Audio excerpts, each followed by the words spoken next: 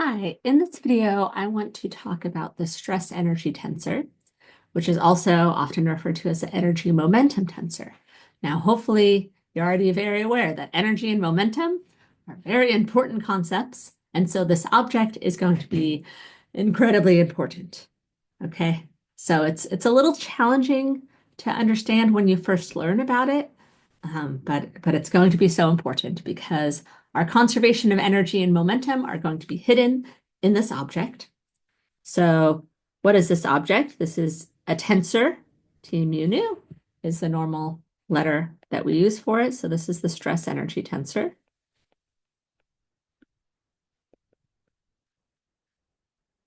And energy and momentum are conserved. This is going to be a conserved object. So we can think about conserved charges. We see that in relativistic theories, it makes sense to think about conserved currents. And it turns out we can also think about conserved tensors, which again these are going to be objects with more indices. Don't worry, we won't, at least for now, we aren't going to be thinking about any conserved object with three indices, no rank three tensors. This is the most complicated it'll get. And it's very important because it's the energy momentum. And so this is conserved, which again, what that means is that d mu t mu nu is equal to 0. Notice that in this equation, right, our nu is a free index, which you should really think about the fact that that means this really represents four different equations. One for t, one for x, one for y, one for z, right? We have four different equations from all packaged into this one little guy here.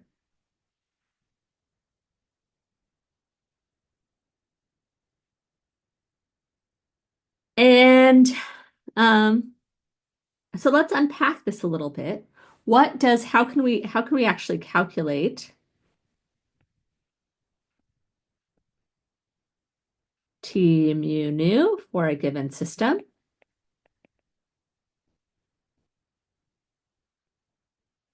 Well, I told you that somehow we want this to be an object associated with energy and momentum. And we know from Noether's theorem that the conservation of energy and momentum should be associated with time translation and spatial translation invariance. And so what we're going to do is we want to consider a space-time translation. So we have some new coordinates, x prime, which are x plus some epsilon 4 vector, right? This is a set of 4 parameters.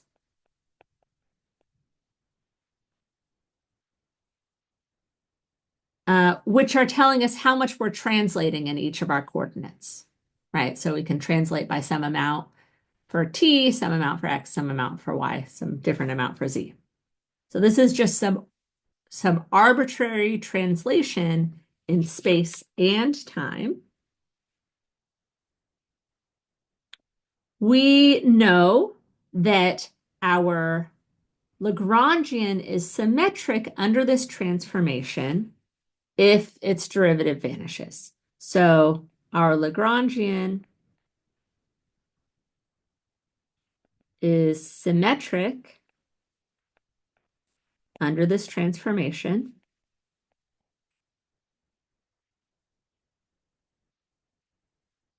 if the derivative of the Lagrangian with respect to our transformation is equal to 0. We learned in field theory that in order for that expression that I gave for our conserved current to be the correct expression, we also needed to check. Also need to check the following.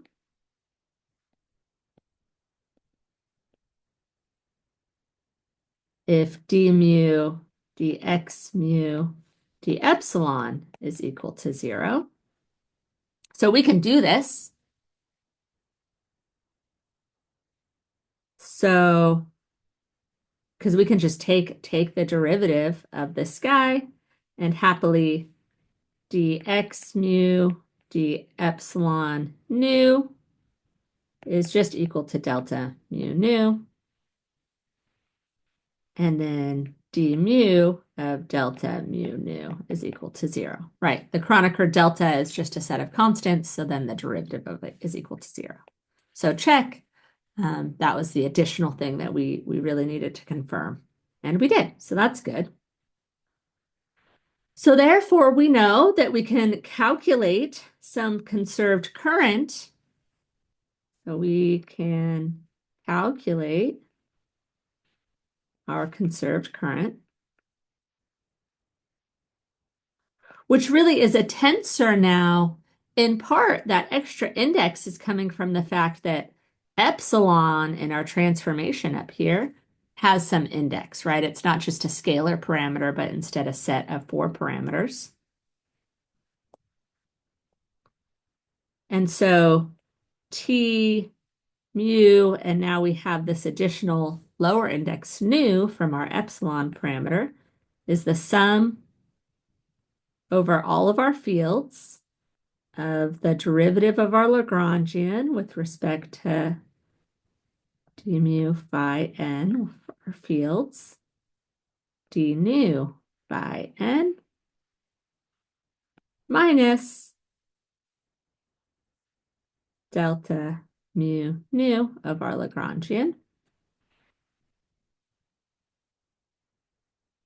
I guess I meant to close my parenthesis over here. And this is sort of a fine way to write this, but it'll look a little nicer and be a little friendlier to interpret if we raise our index on T. So T mu nu, which is the more normal way of writing our stress energy tensor, is the sum over n of dl d d mu by n of now d nu has just been raised on this guy by n minus g mu nu l. Okay, so this is, if you've understood nothing in this video so far, this thing that I'm boxing a bunch of times is the formula that you should write down. Because if I hand you some Lagrangian, some field theory Lagrangian with some fields phi n, then you can hopefully take this derivative, you can plug that into this formula and calculate the stress energy tensor T mu nu.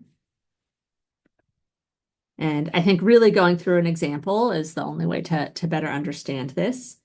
But let's understand, I said that this is associated with energy and momentum. So T mu nu is an object that has 16 components, right? So that seems like more than we need. We have energy and 3 spatial momentas, right? So what are all of these things? So recall epsilon t is associated with a translation in time. Epsilon I is a translation in space.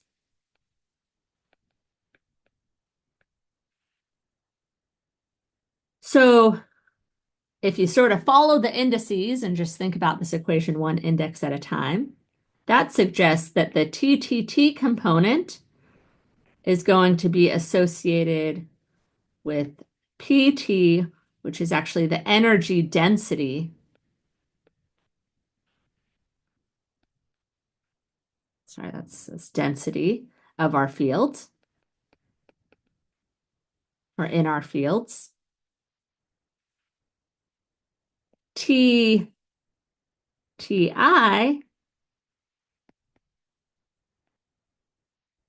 is the ith momentum density in our fields. I say ith, right, because there's an x, y, and z piece. Okay, so we see that hiding in this thing are energy and momentum. What about TIT? What's that? This is actually going to be related with flow of energy. This is the flow of energy in the ith direction. And then TIJ is the flow of momentum. Or I should say flow of the ith momentum in the jth direction. Oh, what just happened there? Nope, that's not what I wanted to open.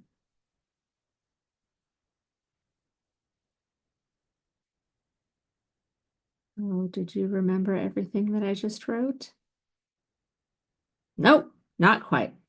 Okay, well, I had just written it, so you can rewind your video to see what I had just written down. So the takeaway here is that our different terms in this 16 component object are associated with energy and momentum densities and their flows.